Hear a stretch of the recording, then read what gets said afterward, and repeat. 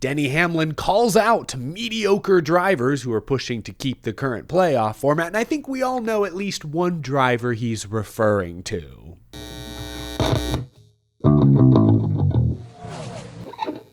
How's it going, y'all? My name is Eric. Welcome to Out of the Groove. Hope you're doing well. Good to be back after a few days away. Was out of town, little off-season birthday trip, but we've got lots to catch up on. First, though, got to give a shout out to today's sponsor, Forney Industries. Forney's been in the welding and metalworking game since 1932, and they're all about giving racers, makers, and shop crews the tools they actually need.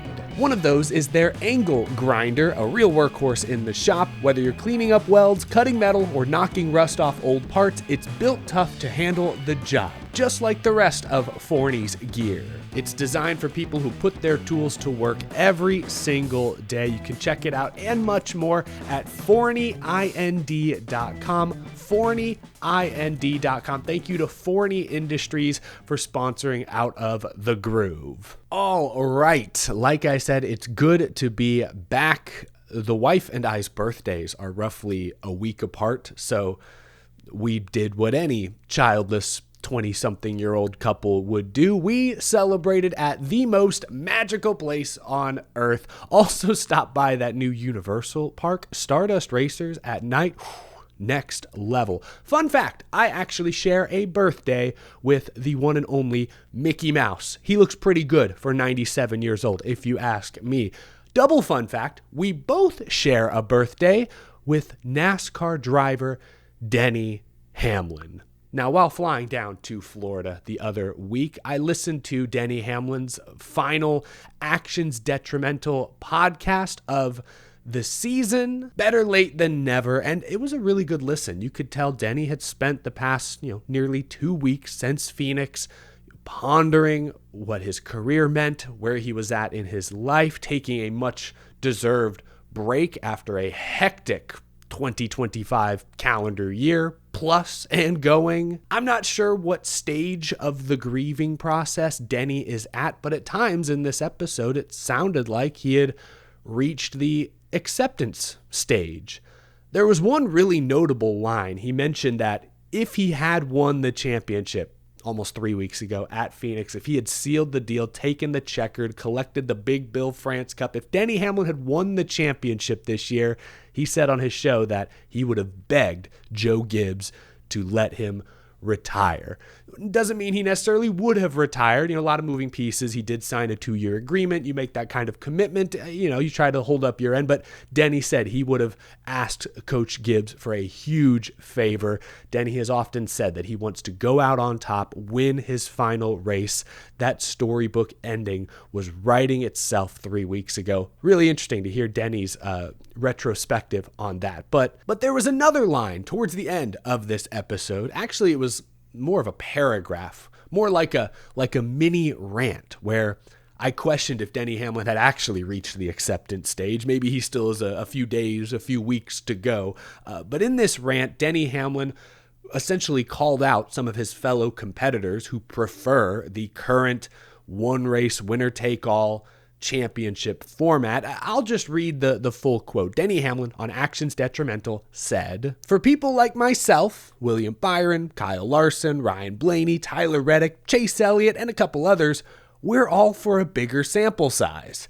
I think if I didn't list your name, of course you love the one-race playoff because it rewards mediocrity for the bulk of the season. You don't know what it's like to dominate a season and then all of a sudden the format keeps resetting the score on you and finally you lose in overtime. I think mediocre people want the smallest sample size possible."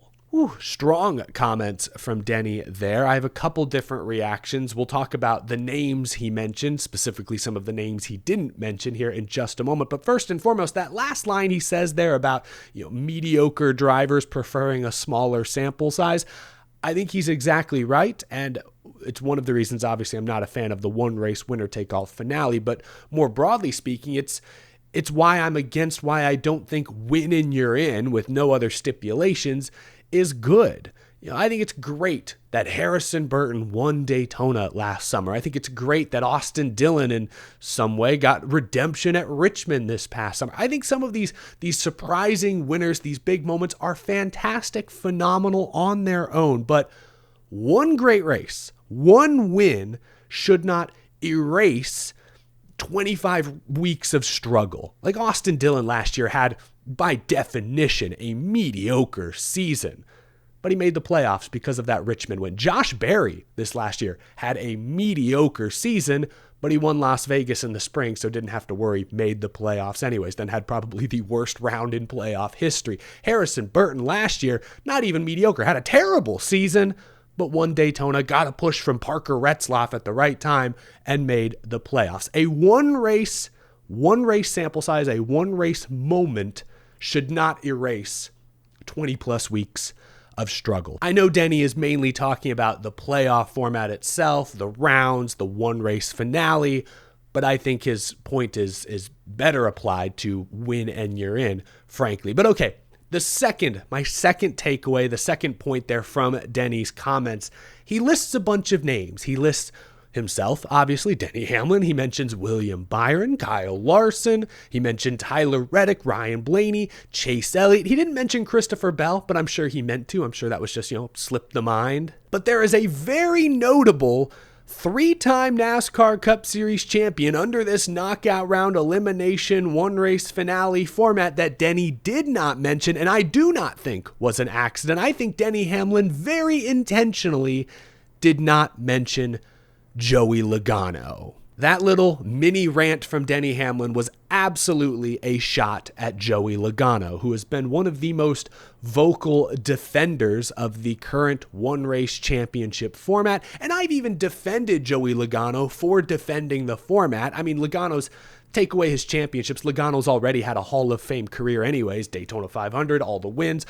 But he's won 3 titles under this format. I think if anyone won 3 championships under a specific format that everyone had to play under, I think you would be defensive of that format as well, because in a way it's you defending your legacy. So I don't blame Joey Logano for defending the current format, but this is Denny Hamlin taking a shot at Joey doing just that. But that being said, I think it's a little unfair to lump Joey Logano into the mediocre crowd. And again, Denny did not name Joey there, but I think it was pretty clear that his comments, that him omitting Logano's name, I think that was a clear shot in my opinion. But yeah, Joey Logano, while you can argue he did not have a championship caliber season in 2024, that's fair. I don't think you can say he's been mediocre. I mean, I pulled up some numbers. I pulled up some ranks. The last 4 years, we're 4 years into the next-gen era. Joey Logano is tied for the 5th most wins. He's got the 9th best average finish, the 8th most top 5s. He's got the 6th most laps led the last 4 years. Those aren't, super-duper star numbers. In fact, he trails Denny Hamlin in most major statistical categories over that span. But that's not mediocre by any stretch of the imagination. But here's where I want to pivot a little bit, because while we're focused on Denny Hamlin's comments, I think what he said there, or him omitting Joey Logano's name, I think it generates an interesting discussion about Joey Logano, about how some of his peers view him, and about how I think many fans view Joey Logano's performance the past 5, 6, 7, 8 years.